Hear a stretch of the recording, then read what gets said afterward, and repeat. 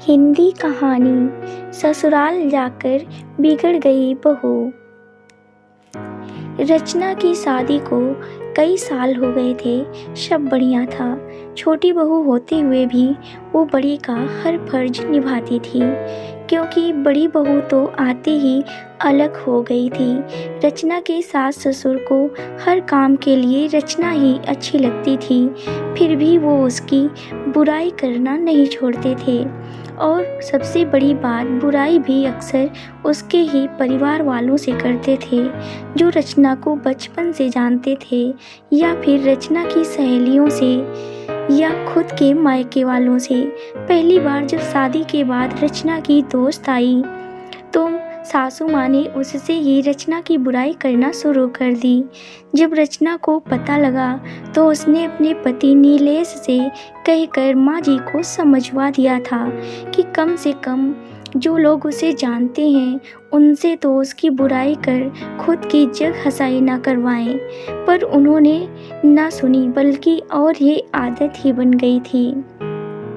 आजकल तो अक्सर ये कहती कि रचना तुम पहले ये काम अच्छा करती थी, अब नहीं करती हो, फिर भले ही वो कोई भी काम हो। रचना की बुआ उसके ससुराल आई थी, तब सासू माँ की किटी पार्टी भी थी। वो बुआ को भी साथ ले गई और आदत न सबके सामने ही रचना की बुराई करने लगी। कहने लगी, रचना पहले सब अच्छा करती थी, पर अब कोई काम ठीक से नहीं करती, ना ठीक से रोटी बनाती है, ना सब्जी, ना अच्छे से कपड़े पहनती है, ना बच्चों का ख्याल रखती है।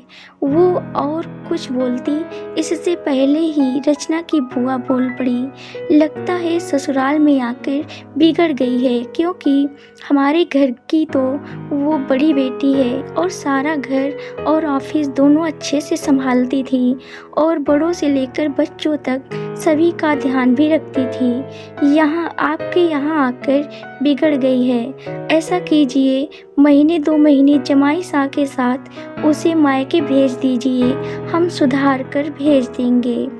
अब रचना की सासू माँ का मुंह देखने लायक था। उन्हें बोलने के लिए शब्द नहीं मिल रहे थे, तो बस फिर उठकर चली गई, ये कहकर कि आती हूँ जरा, कोई बुला रहा है। और रचना की बुआ जी बस मुस्कुरा रही थी। दोस्तों, और भी शिक्षाप्रद कहानियाँ सुनने के लिए चैनल को सब्सक्राइब करें और एक लाइक ज़रूर करें। धन्यवाद।